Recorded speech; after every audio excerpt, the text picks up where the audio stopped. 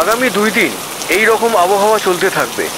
খুব জরুরি দরকার ছাড়া বাড়ির বাইরে বেরোতে না করছে আবহাওয়া দপ্তর। বঙ্গোপসাগরের উপকূলবর্তী এলাকায় মাছ ধরা সম্পূর্ণভাবে নিষেধ করা হয়েছে। উপকূলবর্তী গ্রামগুলির মানুষকে দূরে একটি ক্যাম্পে সরিয়ে নিয়ে যাওয়া হচ্ছে।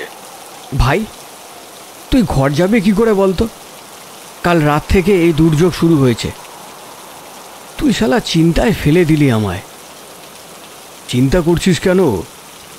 দেখবি কাল সকালে তোকে ফোন করে বলবো ঠিক ঘরে পৌঁছে গেছি। আমি যদি ছুটিটা পেতাম তাহলে তোর সাথে চলে যেতাম, কিন্তু শালারা তোকেই ছুটি দিচ্ছিল না, আমাকে থোড়ি যেতে দিত।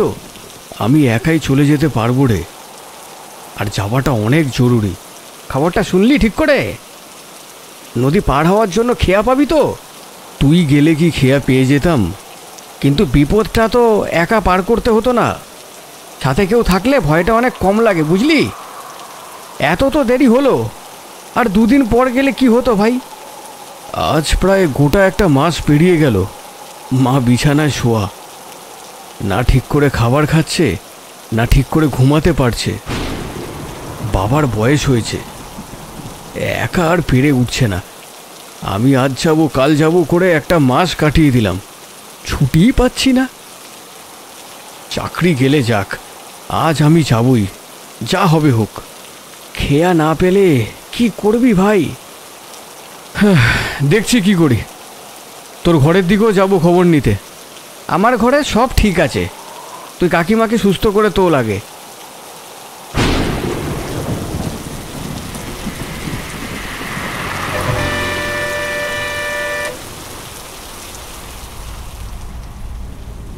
দেখি দাদা টিকিটটা। একটা ঝড়খালি দেবেন। কত? 80 টাকা। ভায়া, কটা নাগাদ পৌঁছাবে বলতে পারো? মশাই, আজ বাস পেয়েছেন এটাই অনেক। রাস্তার অবস্থা খুব খারাপ, ঠিক করে কিছু বলা যাবে না। প্রায় একরকম হতাশ হয়ে জানলার বাইরে চোখ রাখল শম্ভু। বাস চলছে আপন গতিতে, ঝড় বৃষ্টির কারণে একটু ধীরেই চলছে। বাবার শেষ কথাটা মনে পড়তে শম্ভুর বুকের ভেতরটা কেমন যেন ডুকরে কেঁদে উঠল। এর বেশি দেরি হলে সারা জীবন কিন্তু একটা আফসোস থেকে যাবে। আর এই কথাতেই শম্ভুর টনক নড়ে ওঠে, ধৈর্যের বাঁধ ভাঙে। সে ঠিক করে চাকরি না থাকলে না থাকবে, তাকে আজকে ঘরে ফিরতেই হবে। বিগত 1 মাস ধরে মা অসুস্থ অবস্থায় বিছানায় পড়ে। প্রথমে সপ্তাহখানেক বাবা শম্ভুকে বাড়ি যেতে বলেনি। যখন পরিস্থিতি ওনার হাতের বাইরে হয়ে গেছে, তখন থেকে শুরু করে আজ পর্যন্ত ঘরে যাওয়ার কথা বলেই চলেছে। কিন্তু শম্ভু একটা বেসরকারি সংস্থায় চাকরি করে, যেখানে ছুটি পাওয়া প্রায় ভগবানের দেখা পাওয়ার সমান। আজ না হোক 2 দিন পরে করতে করতে বিগত 1 মাস কেটে গেল, কিন্তু ছুটি কোনোভাবেই মঞ্জুর হলো না। শেষে যখন বাবা ফোন করে এই ধরনের কথা শোনালো, তখন শম্ভু একরকম ঠিক করলো যে আজ ঘরে যেতেই হবে। একেই মালিকের চোখ রাঙানি, তার উপর হঠাৎ করে কাল রাত থেকে নিম্নচাপের ফলে এই ধরনের আবহাওয়ার সৃষ্টি। ক্রমাগত বৃষ্টি হয়েই চলেছে, আর তার সাথে 70 কিলোমিটার বেগে ঝোড়ো হাওয়া। হাওয়া মাঝে মধ্যে থেমে গেলেও বৃষ্টি থামার নাম করছে না। শম্ভুর বাসা সুন্দরবনের কাছে, ঝড়খালি হয়ে যেতে হয়। বিরাট মাতলা নদী পার করে ছোট্ট একটা গ্রামে শম্ভুর বাড়ি। ঝড়খালি না হয় পৌঁছে যাওয়াই যাবে, কিন্তু মাতলা নদী কি করে পার করবে? ঝড় বাদলে মনে হয় পার হওয়ার জন্য কোনো নৌকা থাকবে না, আর না থাকাটাই স্বাভাবিক। শম্ভুর বুকটা ছ্যাদ করে উঠল। যদি নৌকা না পায় তাহলে সে কি করবে? যদি থাকতেই হয় তাহলে সে কোথায় থাকবে? কাছাকাছি তো কোনো হোটেল বা কারোর বাসা নেই। কার কাছে সাহায্য চাইবে? ঝড়কে উপেক্ষা করে সারা রাস্তা ধীরে ধীরে চলে শেষে বাসটা ঝড়খালিতে এসে পৌঁছালো রাত 10টা নাগাদ। বাসের গুটি কয়েক লোক হুড়মুড় করে বাস থেকে নেমে যে যার গন্তব্যে হারিয়ে গেল। সারা রাস্তা জল কাদায় ভর্তি। শম্ভু আর দেরি না করে খেয়া ঘাটের দিকে হাঁটা লাগালো। খেয়া ঘাটের কাছে পৌঁছে দেখল, এ কি, এখানে তো কেউ নেই। জনমানবহীন খেয়া ঘাটে শম্ভু একমাত্র একা দাঁড়িয়ে আছে। দূরে একটা চালাঘর ঝড়ের দাপটে অর্ধেক হয়ে গেছে। শম্ভু সেটার তলায় গিয়ে কোনো রকম দাঁড়ালো। বৃষ্টি অনেকটা কমে এসেছে, ঝড় প্রায় নেই বললেই চলে। কিন্তু মাতলা নদীর রূপ দেখলে যে কারোর বুক ভয়ে কেঁপে উঠবে। এইভাবে ফুলে ফেঁপে উঠতে মাতলা নদীকে শম্ভু কখনো দেখেনি। সে কিভাবে ঘরে পৌঁছাবে এই কথাটা ভেবে শম্ভুর চোখে জল এলো। আর তার সাথে বাবার সেই শেষ কথাটা বারবার করে মনে পড়ছে। দূরে বঙ্গোপসাগরের দিকে তাকিয়ে বজ্রের রেখা দেখতে পেল শম্ভু, আর সেই সঙ্গে বিকট শব্দ। কোথা থেকে যেন একটা লুকোনো ঝোড়ো হাওয়া এসে জল সমেত শম্ভুর গায়ে আছড়ে পড়ল। শম্ভুর জামা কাপড় কিছুটা ভিজে গেল, সেই সঙ্গে শুরু হলো বৃষ্টি। এ যেন বৃষ্টি নয়, শম্ভুর বুকের চাপা কান্না। এটাই হয়তো ভবিতব্য। মনে মনে শম্ভু বলল, মা, আমায় ক্ষমা করে দিও, কিন্তু প্রাণ থাকতে আমি যেভাবে হোক ঘরে পৌঁছাবো। অন্তত শেষ চেষ্টাটুকু তো করবই। তুমি কে বাবা? এই ঝড়ের রাতে এখানে কি করছো? শম্ভু চমকে গিয়ে পেছনে তাকালো। দেখল তার বাবার বয়সী একজন বয়স্ক লোক, পরনে জামা কাপড় নোংরা। হয়তো এখানকার কোনো মাঝি মনে হয়। শম্ভু বুকে একটু বল পেল। সে বলল, আগে আমি নদী পেরোবো, ওপারে আমার বাড়ি। কি বলছো কি বাবা? এই ঝড়ের রাতে তুমি নদী কি করে পেরোবে? কে তোমায় নিয়ে যাবে? এখন নদীতে নামা মানে সাক্ষাৎ মৃত্যুকে আহ্বান করা। কোনো সুস্থ লোক এ কথা ভাববে না। তুমি কি পাগল? শম্ভুর মুখটা ছোট হয়ে গেল। মাথা নিচু করে চিন্তায় পড়ে গেল সে। বুড়ো বলে উঠল, যাওয়াটা কি খুব জরুরি বাবা? আজকের রাতটা আমার ঘরে কোনো রকম কাটিয়ে দাও। কালকে আবহাওয়া পরিষ্কার হলে যদি খেয়া পাওয়া যায় তাহলে নয় রওনা দিও। আমার যাওয়াটা খুব জরুরি কাকু। মা খুব অসুস্থ। কলকাতায় চাকরি করি, ছুটি পাচ্ছিলাম না। আজকে আর না গেলে নয়। কিন্তু এই দুর্যোগের রাতে কে তোমায় নদী পার করে দেবে? এই সময় এমনিতে কেউ থাকে না, তার উপরে এই আবহাওয়া। আজ বাড়ি ফিরতে একটু দেরি হচ্ছিল, তাই তোমার সঙ্গে দেখা হয়ে গেল। না হলে তুমি তো আমার দেখা পেতে না। আমার মনে হয় তোমার আজ এখানে দাঁড়িয়ে থাকাটা ঠিক হবে না। ধন্যবাদ কাকু আমার কথা ভাবার জন্য, কিন্তু আমি ঠিক আছি। দেখি কি করা যায়। ঠিক আছে, যা তোমার ইচ্ছে। আমি রওনা দিলাম ঘরের পানে। বুড়ো লোকটা চালাঘরের পেছনের অন্ধকারে হারিয়ে গেল।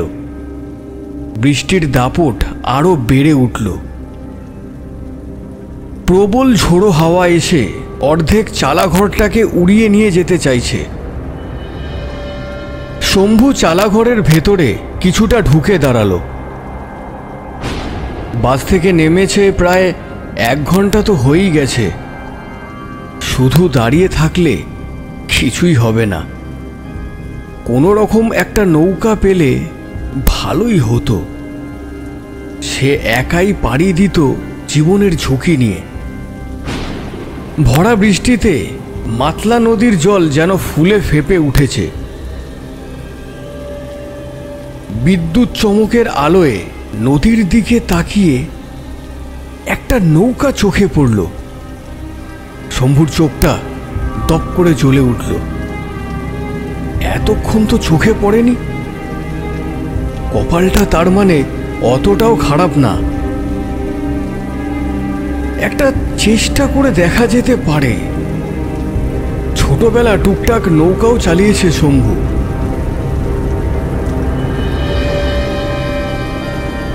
নদীর পাড়ে গিয়ে চোখ বন্ধ করে জলে ঝাঁপ দিল।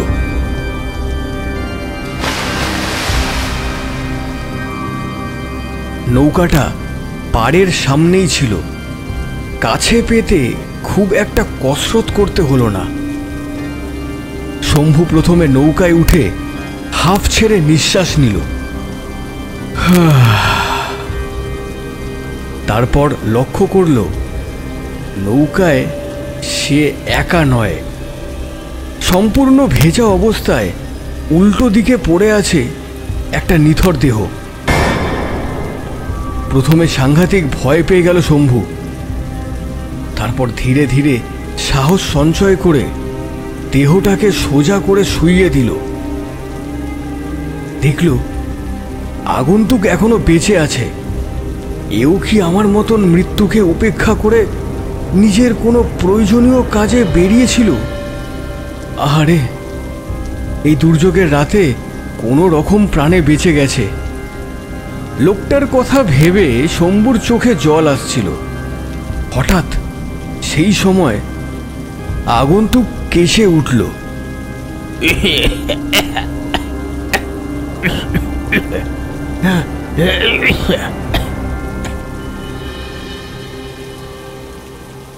তুমি কে বাবু? এই দুর্যোগের রাতে তুমি কি আমার প্রাণ বাঁচালে? কিন্তু কিভাবেই বা করলে, জীবনের ঝুঁকি নিয়ে? আমার নাম শম্ভু।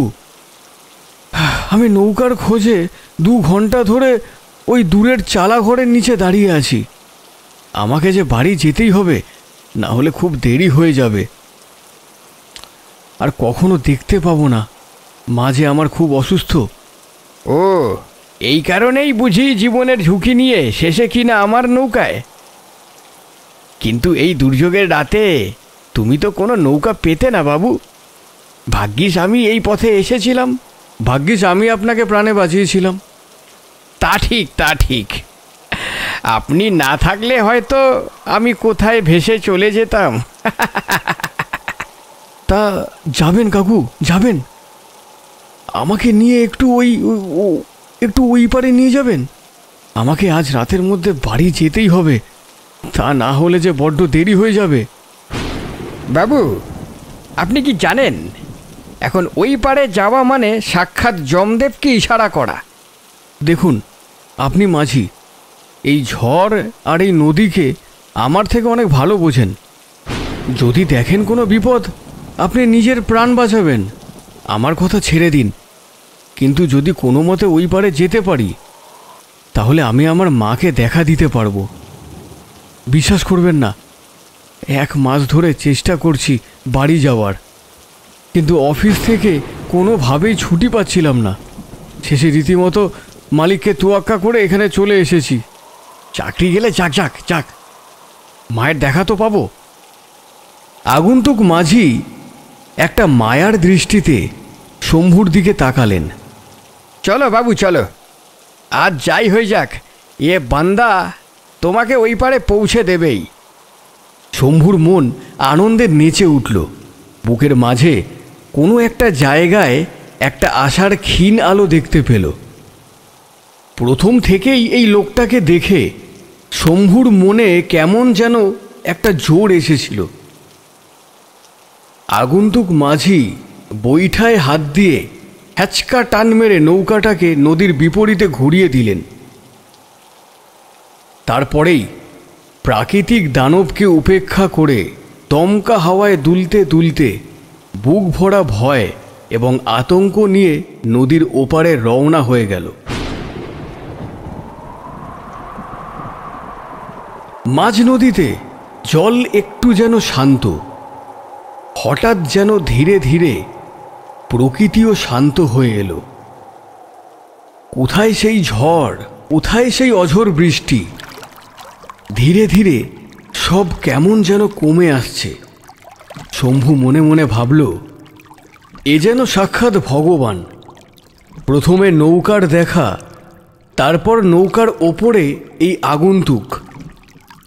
এই আগন্তুক আসার পর থেকেই সব কিছু যেন ইতিবাচকভাবে ঘুরতে থাকলো। ঘরে পৌঁছানোর আশা একরকম ছেড়েই দিয়েছিল শম্ভু। হঠাৎ করে যেন তার ওপরে ভগবান সহায় হয়েছে। এবার বাড়ি ফিরে শুধু মাকে সুস্থ করতে পারলেই হলো। মাথা নিচু করে শম্ভু এই কথাগুলি ভাবছিল। ও বাবু, এত চিন্তা কি করছেন? না, এমনি কিছু না, শুধু মনে মনে আপনাকে অনেক ধন্যবাদ জানাচ্ছি।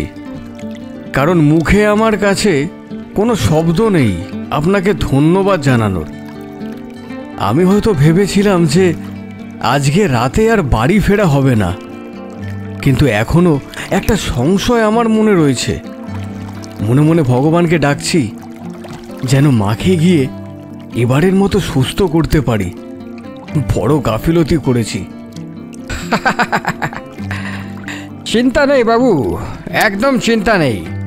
আগন্তুকের এই কথাটা এতটাই সপ্রতিভ শোনালো, শম্ভু মুগ্ধ হয়ে আগন্তুকের দিকে তাকাতেই হঠাৎ বিদ্যুৎ ঝলকের আলোয় দেখল আগন্তুকের জায়গায় এ যেন একটা কঙ্কাল দাঁড়িয়ে আছে।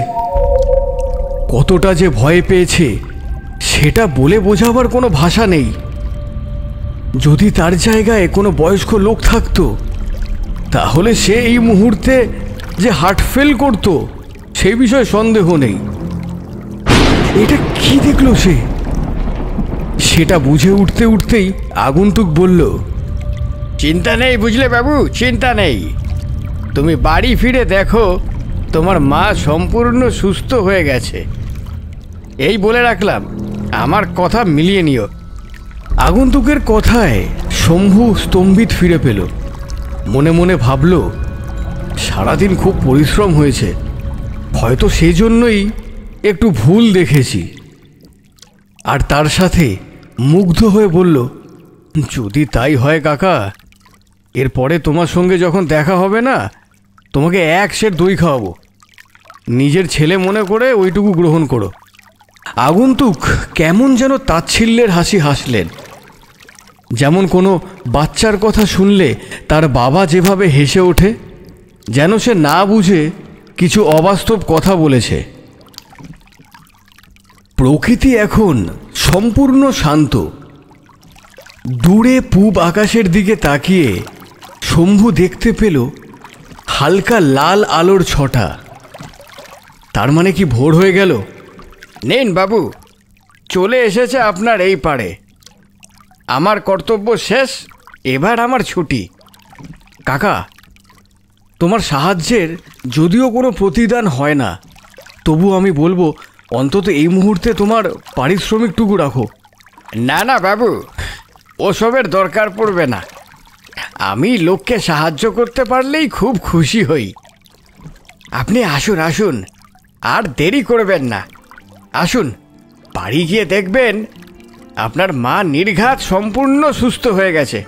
যান যান যান। আগন্তুকের কথার মধ্যে শম্ভু মুগ্ধতা লক্ষ্য করল। ভীষণ ভালো একটা অনুভূতি নিয়ে নৌকা থেকে নেমে এসে বাড়ির দিকে পা বাড়ালো। বেশ অনেকটা দূরে গিয়ে যেখানে জঙ্গলের ফাঁকে পথ বাঁক নিয়েছে, সেখানে দাঁড়িয়ে একবার পেছনে ঘুরে দেখল কেউ নেই। পুরো নদীটা একদম ফাঁকা, না কোনো নৌকা, না কোনো মানুষের ছাপ আছে। এরই মধ্যে মাঝি কোথায় গেল? শুধু একটু অবাক হলো, কিন্তু ঘরে যাওয়ার আনন্দে শম্ভুর মন যেন ছটফট করছে। বাড়ি গিয়ে অবাক হয়ে গেল শম্ভু। তাজ্জব ব্যাপার, আগন্তুকের কথা অদ্ভুতভাবে মিলে গেল কি করে? মা সম্পূর্ণ সুস্থ। বাবা জানালেন হঠাৎ কাল মাঝরাত থেকে মা সম্পূর্ণ সুস্থ বোধ করছে। এ যেন জাদু বলে কেউ পরিস্থিতি হঠাৎ বদলে ফেলেছে। যেরকমভাবে শম্ভু অবাক হচ্ছে, সেরকমভাবে রাতে তার বাবাও অবাক হয়েছিল। কোনো ডাক্তার বদ্যি ছাড়া সম্পূর্ণ সুস্থ। শম্ভু মনে মনে ভাবল ওনার মধ্যে একটা আলাদা ব্যাপার আছে, যেটা সাধারণ মানুষের মধ্যে সচরাচর থাকে না। বিকেলের দিকে তাপসের বাড়িতে খবর নিয়ে নদীর পাড়ের দিকে হাঁটতে বেরিয়েছিল শম্ভু। আবহাওয়া বেশ পরিষ্কার। খেয়াঘাটের কাছে গিয়ে একটা অবিচ্ছিন্ন ভিড় চোখে পড়ল। কি ব্যাপার, কিছু হয়েছে নাকি? কাছে গিয়ে একটা লোককে জিজ্ঞেস করাতে সে বলল, দেখুন মশাই, খেয়া পাড়াপার 2 দিন এখন বন্ধ থাকবে। কেন, কারণটা কি জানতে পারি? আমাদের সবার প্রিয় বলাই মাঝি কাল সন্ধে রাতে মারা গেছে। ভীষণ ভালো মানুষ ছিল উনি। লোকের সাহায্যে ওনার জুড়ি মেলা ভার। এরকম লোক হয় না, বুঝলেন মশাই, হয় না। শম্ভু ভিড় ঠেলে মৃতদেহের দিকে এগিয়ে গেল। রজনীগন্ধার মালা আর সাদা কাপড়ের নিচে মুখটাকে দেখে শম্ভুর চিনতে দেরি হলো না। কান্না তো পাচ্ছে, কিন্তু তার সাথে একটা চাপা ভয়ের উদ্রেক হলো।